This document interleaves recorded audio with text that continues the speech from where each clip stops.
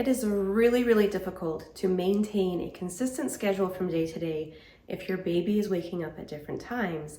And if you have one day where your baby wakes up early, it's pretty hard to stick to that normal schedule. So that is going to leave you wondering what to do. Your baby can wake up early in the morning for a variety of reasons. One common cause of this is when your baby is extending that night sleep, and so they're waking up, as they're waking up later in the night, that later in the night gets closer to being just early morning instead of late night. So if your baby was waking up at 3 a.m. to eat, then slowly that's moving towards 4 a.m. and now it's 5 a.m. and you're not really sure what to do. But of course, there are a lot of other reasons why babies wake up. You can have teething pain, you can have a sleep regression, you can have a dirty diaper, you can have basic hunger. You can also have your baby waking up early because your baby needs to drop the dream feed, but you haven't done so yet. In this video, we're going to go over all the possible reasons why your baby might be waking early and what to do about it. Let's get this solved and get your baby sleeping through the night.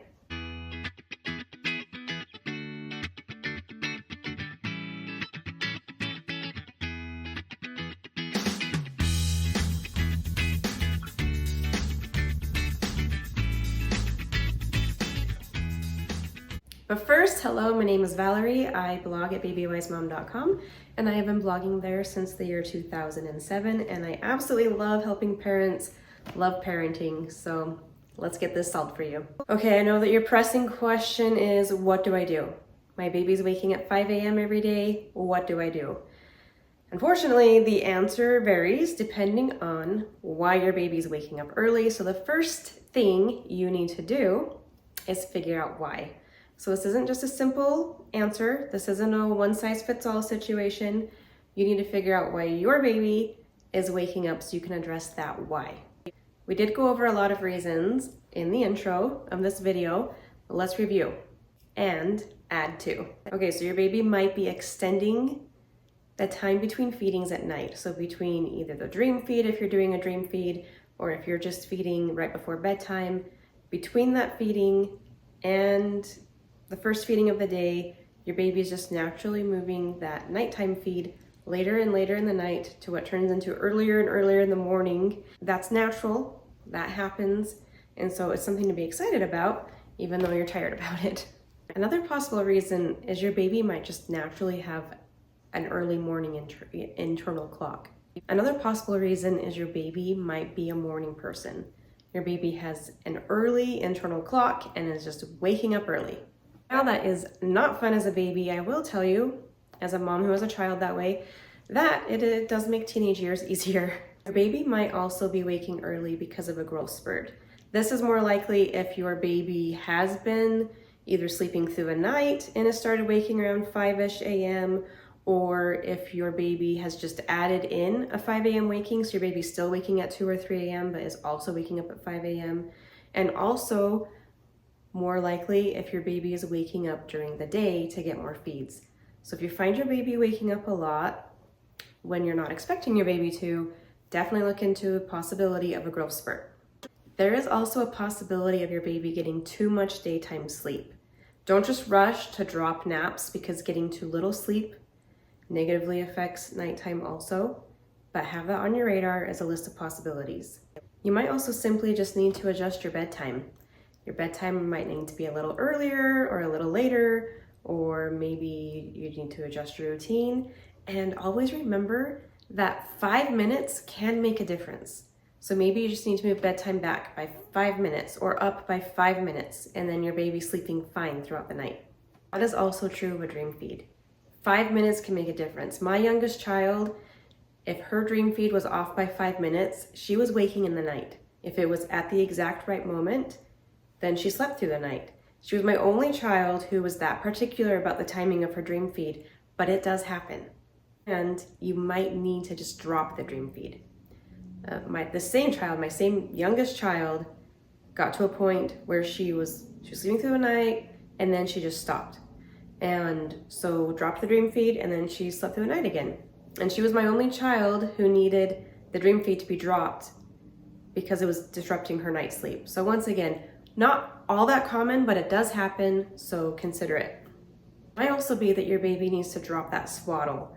So at some point, your baby needs to stop being swaddled, and maybe your baby is just uncomfortable from being bound so tightly all night long and is ready to be able to stretch out and sleep. If the sun is starting to rise around the same time your baby is starting to rise, then consider that maybe the sun is waking your baby. If this is the case, it's pretty easy to fix. You just get some blackout blinds and you get your baby back to sleeping. It could also be too hot or too cold. This can really happen when seasons change and your thermostat is different. Like maybe you're coming out of summer, you were having the air conditioning running a lot, and so you dressed your baby quite warm because the room was pretty cold. And now you're moving into fall, the air conditioners aren't running at all, and your baby's room is warmer.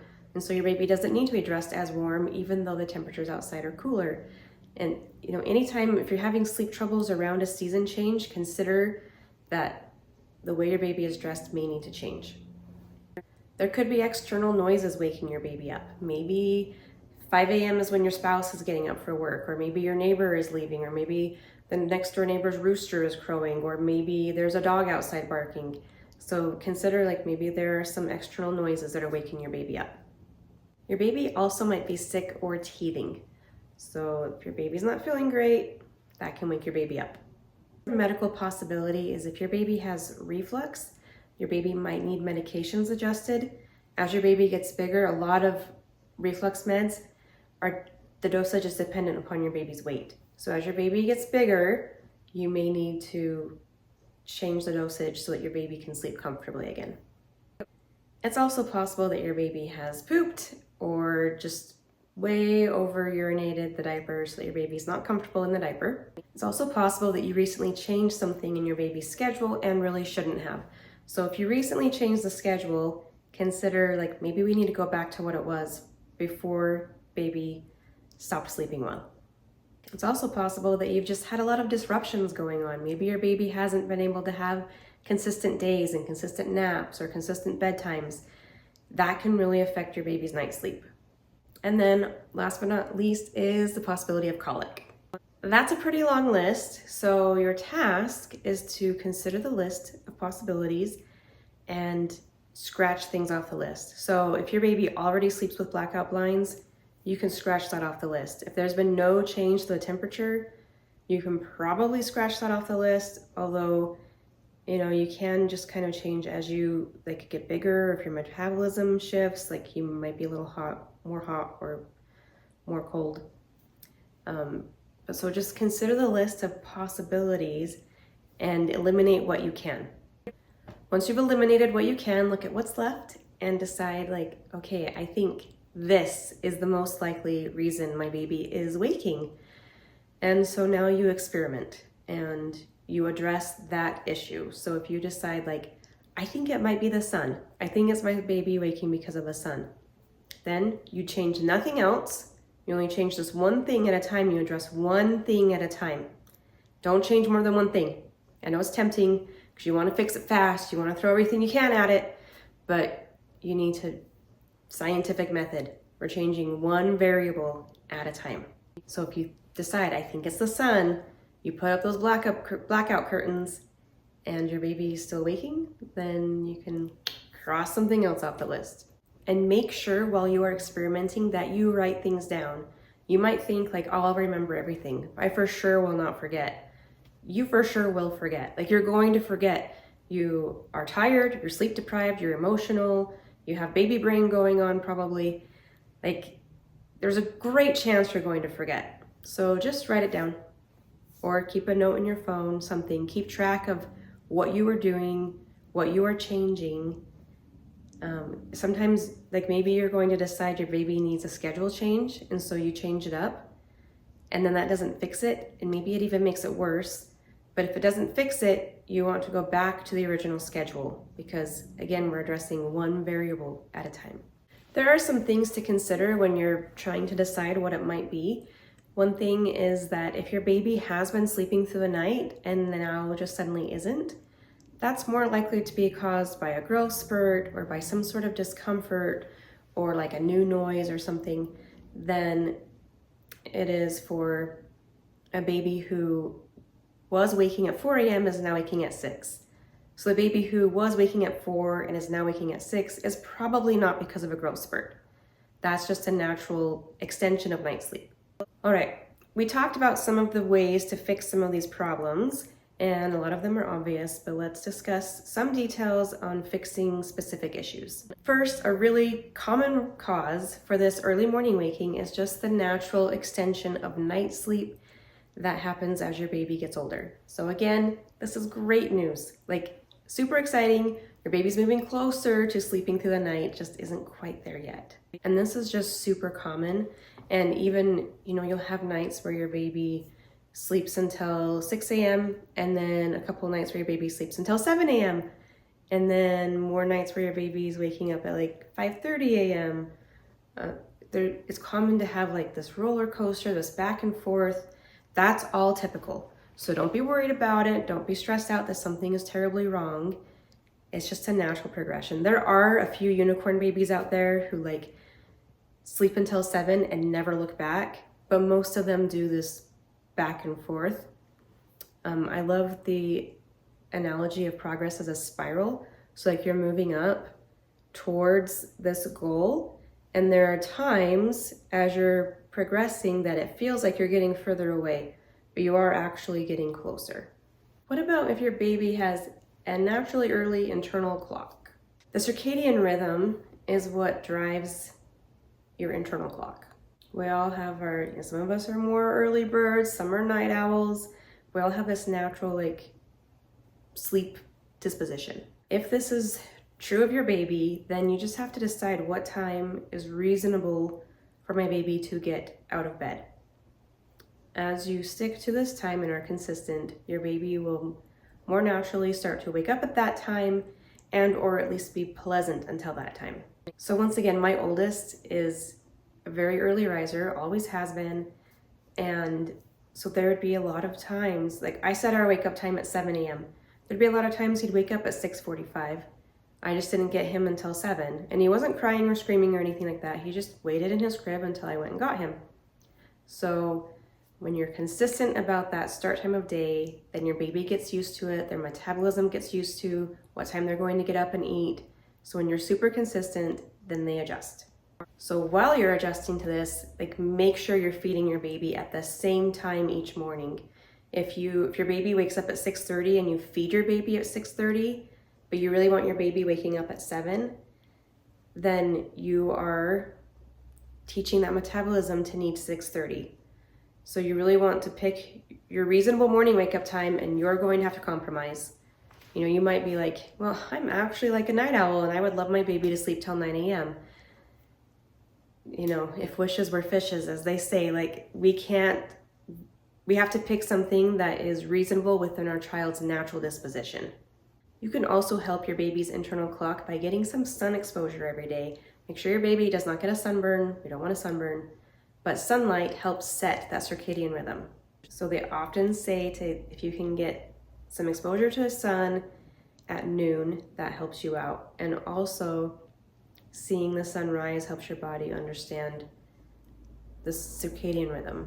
Of course, if you're living somewhere where the sun's rising at 4 a.m., you don't want to go for that. But aim for like some sun around noon, just some exposure to the sun, so that your baby's circadian rhythm can adjust to that sun and get that internal clock ticking correctly.